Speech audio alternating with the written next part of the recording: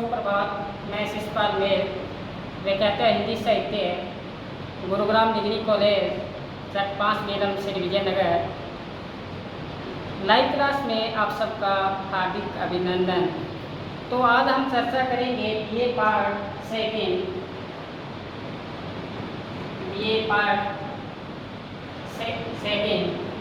तो हमने गत क्लास में पढ़ा था भक्ति का,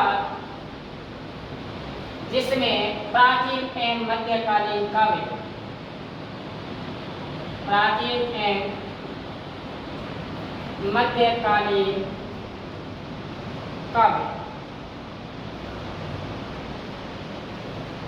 और हम बीए पार्ट सेकंड में पढ़ेंगे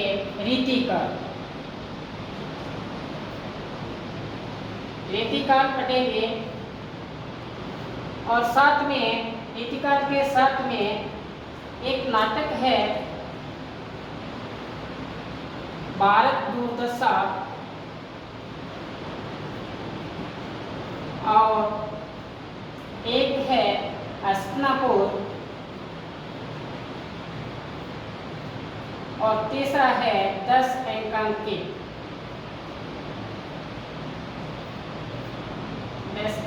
इस पर हम विचार करेंगे रीतिकालीन काव्य पर। रीतिकाल में हम पढ़ेंगे बिहारी,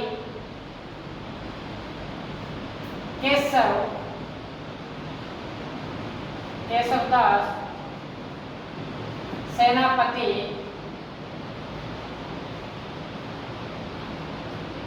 भूषण, गणानंद आदि। इन पर हम प्रकाश डालेंगे। इनसे प्रकाश डालने से पहले हम वापस लौट के आते हैं जो हमने गत पढ़ा था प्राचीन मध्यकालीन काव्य पर, क्योंकि ऐसा नहीं होना चाहिए बीतीता ही विसारती। हमें पीछे का भी साथ में याद होना चाहिए। भक्ति काल में हमने क्या पढ़ा था, हमारे मस्तिष्क में वो एक अंकित होना चाहिए कि हमने क्या पढ़ा था। भक्ति काल में जैसे हमने पढ़ा था, हमने कबीर पढ़ा था, हमने सूरदास पढ़ा था, हमने मीराबाई पढ़ी थी, सहजोबाई पढ़ा था, जायसी पढ़ा था, मलिक मोहम्मद जायसी पढ़ा था, सारे पढ़े थे। हमें वो सारे के सारे हमें मस्तिष्क में होने चाहिए। कबीर है कौन सी भक्ति धारा के हैं, सूरदास है कौन सी भक्ति धारा के थे, और मीराबाई ये कौन सी भक्ति धारा के थे। आपको सबको ये बताया गया था, आपको सब पता है। कबीर थे वो थे निर्गुण काव्य धारा के, क्योंकि भक्ति काल में 2 धाराएं थी, सद्गुण और निर्गुण। निर्गुण में हमने कबीर को रखा था, जो निराकार होता है, अनादि होता है, अलग होता है, जिसको हम देख नहीं सकते, हम अनुभव कर सकते हैं। साकार रूप में जैसे हमने पढ़ा था, सूरदास पढ़ा था, तुलसीदास पढ़ा था, जो एक अपने आराध्य को एक मूर्ति के रूप में, साकार रूप में पूजा जाता था, या उस आराध्य को माना जाता था। तो जैसे बात कर रहे थे, कबीर है ये निराकार है। निराकार में बताया था जो आदि होता है, जिसको देखा नहीं जा सकता, अलग होता है। तो क्या कहते हैं निरंकार के बारे में, जांग के मुख माथा नहीं, ना ही रूप कुरूप, पहुन पास से पात्रा, ऐसा ततप अलोप। जिसका कोई आकार नहीं है, पूरा शरीर है लेकिन मस्तक नहीं है। कबीर जी कहते हैं फिर भी उसका जो रूप सौंदर्य है वो बहुत सुंदर है। तो कहते हैं पहुन बास से पात्रा, यानी जो खुशबू होती है उससे भी क्षीण पतला, ऐसा तत्व अनूप, ऐसी अनुभूति की है जो निराकार के बारे में बताया है। सूरदास जी है ये निराकार की क्या करते हैं, कटु आलोचना करते हैं। क्यों करते हैं, ये सद्गुण की प्रतिपादना करते हैं और निर्गुण का खंडन करते हैं। किस प्रकार से खंडन किया आपको विगत बताया था कि जिस प्रकार से सूरदास जी क्या कहते हैं, मेरा मन अनंत कहाँ सुख पावे, मेरा मन कहीं दूसरी जगह सुख पा ही नहीं सकता, निरंकार की तरफ जा ही नहीं सकता, क्योंकि मेरे जो आराध्य है वो श्री कृष्ण है, श्री कृष्ण के अलावा कहीं नहीं। तो क्या कहते हैं, जिन्हें मधुकर अमुज रस चख्या क्यों कलील फल खावे। कहते हैं जिस बरमद ने, जिस मधुक ने ये जो आम का रस चखा है वो कलील फल कभी नहीं खाता। तो इसी प्रकार ये अपने सूरदास जी ने निर्गुण का खंडन करके सद्गुण की प्रतिपादना की थी। तो क्या कहते हैं आगे कि जिन्हें मधुकर अमुज रस चख्या क्यों कलील फल खावे, परम गगन को छाड़ी प्यासो दुर्मति को खुनावे।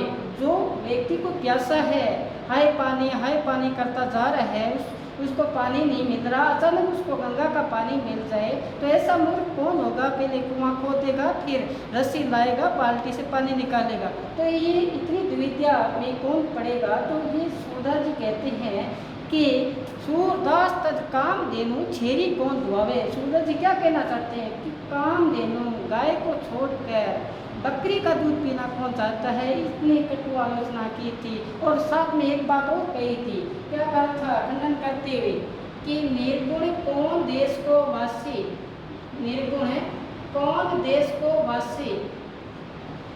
कहते हैं जो ये जो भाषा थी, बंद भाषा थी, सूरदास जी क्या कहते हैं, निर्गुण है वो कौन से देश में रहता है। पूछते हैं गोपियों के माध्यम से, उद्धव के माध्यम से श्री कृष्ण जब भेजते हैं उद्धव को, तब वो पूछते हैं, उसके माध्यम से ये खंडन किया है, तब ये पंक्ति आई। तो क्या कहते हैं, निर्गुण है कौन देश को वसी, को है जन्य को है जनक, कौन नारी को दसी, केशव वर्ण वेश है केसरी रस को अभिलाषी। मैं आपको शॉर्ट में बता रहा हूँ क्योंकि हमने ये विगत पढ़ा था, मैंने एक बात कही थी, तो जो पढ़ी बात है अपने मस्तिष्क में वैसी वैसी रहनी चाहिए। आगामी हमें इस प्रकार से रखेंगे तो हमें याद रहेगा। तो क्या बताए हैं कि निर्गुण कौन देश को वसी, केशव वर्ण वेश है केशव रस को अभिलाषी, केशव वर्ण अभिलाषी, सुनत मौन रे गयो ठग्यो सो सूर सबे मति नासी। ये बात जब सुने तो कहते हैं जो उद्धव था वो मौन हो गया, उसकी जो मति थी वो सब भ्रष्ट हो गई, मति मारी गई। तो इसी प्रकार से सूरदास जी ने निर्गुण का खंडन किया और सद्गुण की प्रतिपादना की थी। मीराबाई तो हमने पढ़ा ही था, मीराबाई तो अच्छे पद जो सभी को वैसे ही हमें पता है। और इसी प्रकार से तुलसीदास जी ने अपने आराध्य रामचंद्र जी को माना है। तो क्या कहते हैं तुलसीदास जी, हमने पढ़ा, क्या कहते हैं कि कहाँ जाऊँ कासो कहूँ कौन सुने दीन की। कहते हैं मैं कहाँ जाऊँ किससे कहूँ कौन सुनता है मेरी। तो क्या कहते हैं, कहाँ जाऊँ कासो कहूँ कौन सुने दीन की, तो ही गति अंगहीन की। देखो अपनी नम्रता बिताई है, अपनी दीनता रखी है, ऊंचे ओहदे पे बैठ कर फिर भी अपने आप को नीचा माना है। ये होता है प्रेम। प्रेम से पाया जा सकता है कोई चीज़ पाते हैं। तो तुलसीदास जी ने एक जगह लिखा है, तुलसी में नीच निकम्मा। अगर कहने से वो नीचे नहीं होते, लेकिन ये बात कही है तुलसी में नीच निकम्मा। जो भी ऊंचे पद पर विराजमान हुए, जो भी पद पाया है, सबसे पहले चरणों की धूल बने हैं। नम्रता से ये चीज़ हासिल होती है। ये पढ़ना है, ये भी नम्रता है, बैठना पड़ेगा, फिर अपने को समझ में आएगा, इसका मनन करना पड़ेगा, ये भी नम्रता है। तो तुलसीदास जी की जो भक्ति थी ये भी क्या थी, सद्गुण थी। इसी प्रकार से हम ये तो पढ़ा था, सब पढ़ लिया। इसके बाद में आज हम चर्चा करते हैं रीतिकाल पर। रीतिकाल में हम आज चर्चा करेंगे बिहारी पर, बिहारी पर चर्चा करेंगे। तो हम चर्चा कर रहे थे बिहारी पर। बिहारी के बारे में आज हम विस्तार से चर्चा करेंगे। कहते हैं कि बिहारी ने अपने काव्य में भक्ति, नीति और श्रृंगार की त्रिवेणी लहरा दी। कौन सी? भक्ति, नीति और श्रृंगार की त्रिवेणी लहरा दी।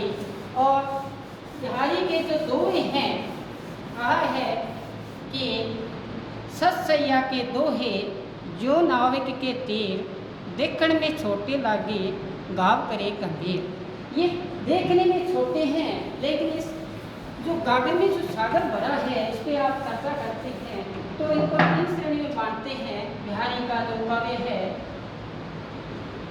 बिहारी ने एक तो भक्ति संबंधी लिखा, भक्ति, नीति और श्रृंगार। पर प्रकाश डाला, यानी त्रिवेणी लहरा दी। ये प्रश्न भी बार बार पूछा जाता है कि बिहारी के काव्य में भक्ति, नीति और श्रृंगार की त्रिवेणी लहरा रही है, तो हमें भक्ति संबंधी और नीति संबंधी, श्रृंगार संबंधी इनके जो विचार, इनके दो हैं, उस पर चर्चा करेंगे हम आज। तो सबसे पहले हम क्या करते हैं, श्रृंगार पर चर्चा करते हैं। तो श्रृंगार में श्रृंगार से पहले चर्चा करते हुए बिहारी का जो जन्म है वो ग्वालियर में 1620 ईस्वी में बसवा एक ग्राम में हुआ था। सबसे पहले बिहारी ये दरबारी कवि हुआ करते थे। सबसे पहले शाहजहाँ के दरबारी कवि थे, शाहजहाँ के दरबारी कवि थे, और बाद में जयपुर नरेश जय सिंह के दरबारी कवि बने। वहाँ पे अपनी ब्रज भाषा में सतसई की रचना की। जैसे मैंने पहले बताया था, कहते हैं सतसैया के दोहे जो नाविक के तीर, देखने में छोटे लागे गाँव करे गंभीर। नाविक के तीर जैसे नाव को खेने वाला उसकी जो पतवार होती है, उसी प्रकार इनके दोहे हैं। इसी प्रकार बिहारी ने एक जगह कहा था कि अपने अपने मत लगे बाद मचावत शोर, यूँ सबको सेवियो एको नंद किशोर। हम शोर करते हैं बार बार किसी किसी का, तो बिहारी कहते हैं अपने एक ही आराध्य श्री कृष्ण को मानना चाहिए। तो यो सबको सेविया एको नंद किशोर। तो अपने यहाँ पे चर्चा करते हैं बिहारी की। सबसे पहले हमें चर्चा करते हैं श्रृंगार की। तो बिहारी ने श्रृंगार में किस प्रकार से वर्णन किया। देखो कि हम पढ़ रहे हैं रीतिकाल। रीतिकाल में ये जो रचनाएं हुई, ये राज दरबार में प्रफुल्लित हुई, और राज दरबार में प्रफुल्लित होने के कारण एक विलासियता में पली पोसी। लेकिन जैसे जैसे कवियों राजाओं की भक्ति होती थी, वैसी रचनाएं ये लिखी गई। लेकिन बाद में कवियों ने इस पे अपने यूँ कह लीजिए कि ये जो कर्म किया उसको कुछ मलिन हुए, उसके लिए उन्होंने क्या किया, थोड़ी भक्ति भी दर्शाई है। तो हम जैसे श्रृंगार की बात कर रहे थे, श्रृंगार में पढ़ेंगे नक्शिक वर्णन, पेटी से लेके चोटी तक का नायिका का वर्णन, जैसे इसमें पढ़ा पड़ा है। तो ये राज दरबारी कवि हुआ करते थे बिहारी, और मैंने बताया था स्वाई जय सिंह के दरबारी कवि थे। एक बार क्या हुआ कि राजा स्वाई जय सिंह अपनी नवविवाहित पत्नी के प्रेम फास में इतने मोहित हो गए। देखो मोहित तो सारे होते हैं, प्रेम होता है, लगाव होता है, जो आसक्ति का भाव होता है उसमें प्रेम तो सभी भी होता है। लेकिन ये एक जो राजा थे अपने नवविवाहित की पत्नी में इतने यानी कि उसमें मोह जाल में डूब गए कि अपना राज का पाठ जो था वो भी नहीं संभाल पाए थे, और बहुत दिनों के बाद में अपने राज दरबार में नहीं आए। तो बिहारी ने राज दरबार में बैठे थे, एक दोहे के माध्यम से उनको अवगत करवाया। कहते हैं कि बिहारी के दोहे पढ़कर राजा स्वाई जय सिंह अपने होश हवास में आ गए थे और राजपाट संभालना शुरू कर दिया था। कौन सा वो जो दोहा था वो मैं आपको बताता हूँ। कहते हैं कि नहीं मधुर, नहीं मधुर मधुर, नहीं विकास यही काल, यही काल, अली कली सो बंध्यो, अली कली सो बंध्यो, आगे कौन हवाल। आप समझ गए होंगे कि जिस प्रकार से बरमर एक फूल में या उस मधुप में आके मोहित हो जाता है, तो ये उसी माध्यम से बताना चाहता है कवि। कहते हैं कि इस बरमर को संबोधित करते हुए, बरमर यहाँ पे कौन है, राजा जय सिंह। तो कहते हैं नहीं पराग, नहीं मधुर, नहीं विकास यही काल। कहते न तो इसमें शहद है, न मीठापन है, न इसमें क्या हुआ है, विकास हुआ है। अली कली सो बंदो, हमें एक शब्द आना चाहिए, गुण शब्द आना चाहिए। क्या अली का मतलब होता है, कली का मतलब क्या होता है। तो क्या कहते हैं, अली कली सो बंदो, ये कली के माध्यम से इस प्रकार बंध जाए बरमर कि फिर जो कली का विकास होगा, कली प्रफुल्लित होगी, अपनी यौवन अवस्था में आएगी, फिर बरमर का क्या होगा। तो इस संकेत के माध्यम से सवाई जय सिंह को बताने का प्रयास किया और सवाई जय सिंह होशवास में आए और राजपाट संभालना शुरू किया।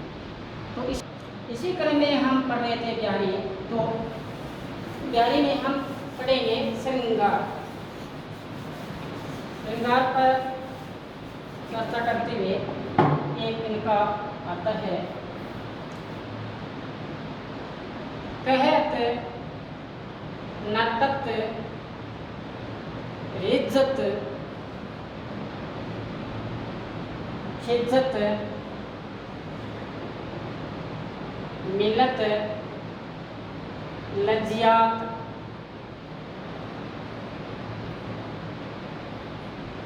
बड़े ममनू में करत है मैंगन सो बात। अब देखो कि ब्यारी ने किस प्रकार से एक एक शब्द में कितना भर दिया, कहते हैं गागर में सागर भर दिया। तो इसी प्रकार से इसमें बताना चाहते हैं। तो क्या कहना चाहते हैं, जब नायक एक नायिका को प्रेम प्रदर्शित करते हुए, स्नेह दर्शाते हुए, अभिसार के लिए प्रेरित करते हुए कहता है, क्या कहता है, अभिसार करने के लिए। आपको मैंने बताया था अभिसार क्या होता है। एक तो अभिसार होता है बड़ी ई की मात्रा, एक छोटी ई की मात्रा। एक तो अभिसार होता है छिपकर मिलना किसी स्नेही पात्र से। छिपकर क्यों मिला जाता है अपने हिंदी साहित्य में? छिपकर मिलना यानी सबसे बड़े समाज में लोकलाज, कभी समाज मान्य नहीं करता कोई स्नेही पात्र आपस में बातचीत करे। तो ये तभी नायक कहता है, किसको कहता है, नायिका को कहता है, अपने स्नेही पात्र को कहता है। तो नाटक नायिका इनकार कर देती है उस प्रस्ताव को अभिसार करने के लिए। तो फिर नायिका उस पर इज्जत हो जाती है। इज्जत का मतलब उस पर जैसे लट्टू हो जाना, मोहित हो जाना। और फिर अचानक उसका स्वभाव में चिड़चिड़ापन आ जाता है और फिर अचानक ऐसी दशा आती है, नायिका किससे मिलती है, नायक से मिलती है। मिलत का मतलब मिलती है। और ऐसी दशा में होने पर इतने जब अपने पड़ाव से गुजरेंगे तो लास्ट में हमें क्या आएगी, ये लज्जा का भाव आएगा। ये लज्जा है जो नारी का सौंदर्य है, लज्जा आएगी। तो फिर ऐसी स्थिति हो जाए कि सभी परिवारजन इकट्ठे हैं और वहीं पे अपना स्नेही पात्र आया हुआ है, तो किस प्रकार से अपने प्रेम प्रदर्शित करेंगे। कहते हैं ना, बड़े पवन में कट है फिर मैंने सो बात। ऐसा होने पर नायक भी इकट्ठा है, नायिका भी इकट्ठी है, परिवार है, समाज है, मान्यता नहीं देता कोई स्नेह दर्शाने में, प्रदर्शित करने में। तो फिर वो क्या करता है, बड़े पवन में कट है नैनन स्यों बात, फिर आंखों ही आंखों के द्वारा स्नेह प्रदर्शित किया जाता है। इस प्रकार से ब्यारी ने गागर में सागर भर दिया। देखो एक एक शब्द किस प्रकार से नायक कहता है, नायिका ने क्या किया, इनकार किया, फिर इज्जत हुई, फिर क्या हुआ, चिड़चिड़ापन आया, फिर उससे मिली। देखो ये बाध्य हो गई ना, मिलना ये स्नेह है, लगाव है, आसक्ति का जो भाव है अपने आप को नहीं रोक पाता। क्योंकि कबीर ने कहा था ना कि प्रेम का मार्ग ऊंचा है जैसे पेड़ खजूर, चढ़े तो मेवा चाट ले, नहीं तो चकमा चोर। ये तो प्रेम का मार्ग है, बड़ा ऊंचाई पे है, इस पे जो चढ़ता है वही मेवा खाता है, अन्यथा नहीं खाता। ये जो प्रेम का मार्ग है ये ऐसा ही मार्ग नहीं है, ये सीधा साधा मार्ग है जिसमें छल कपट ईर्ष्या द्वेष ये नहीं होता। कहते हैं अति सुदो स्नेह को मार्ग है। गणान ने कहा है कि अति सुदो स्नेह को मार्ग है जहाँ नेको श्यानक बांक नहीं, जहाँ पर छल कपट नहीं होती। छल कपट होगा, वासने नहीं होगा, लगाव नहीं होगा। तो इसी प्रकार जब इकट्ठे हो जाते हैं तो फिर उस घर में, उस भवन में वो क्या करते हैं, नैनों से नैन ही बातें करते हैं।